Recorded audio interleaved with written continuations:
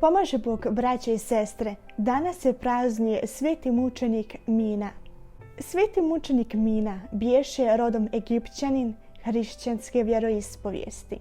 Bio je vojnik u Kotuanskoj oblasti. Živio u vremenu kada su carovali Rimom car Dioklecijan i Maksimijan.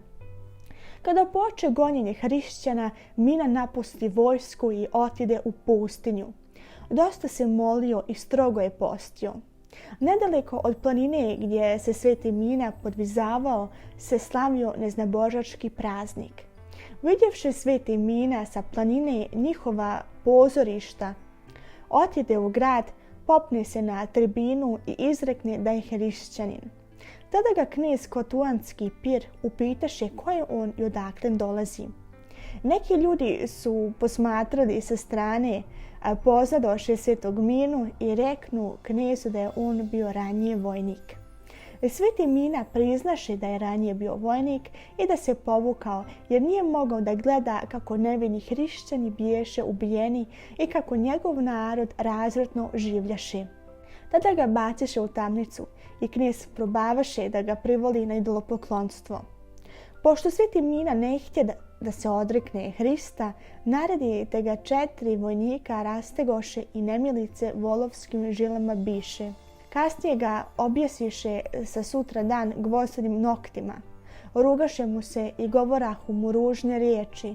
Sveti Mina ipak i dalje ispovjedaše Hrista i govoraše svim prisutnima o Hristu. Mučitelj pak naredi da mu trljaju rane krpom od kože i dlake i da ga opaljuju svijećama.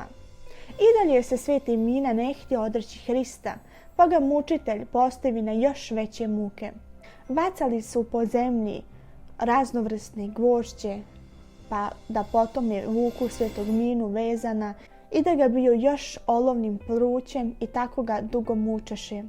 Na kraju ga posjekoše mačem i tijelo njegovo biješe spaljeno u ognju. Neki vjernici su kada se biješe ugasio oganj otišli i sakupili ostatak mošću svetog Mine i pomazali ga svetim mirom i uveše ga u čisto platno. Kasnije prenesoše svetiteljeve mošće u Aleksandriju gdje ga često sahraniše. Na tom mjestu biješe kasnije podignuta crkva gdje i dan danas počivaju njegove mošti. Divan je Gospod u svetima svojim. Amin.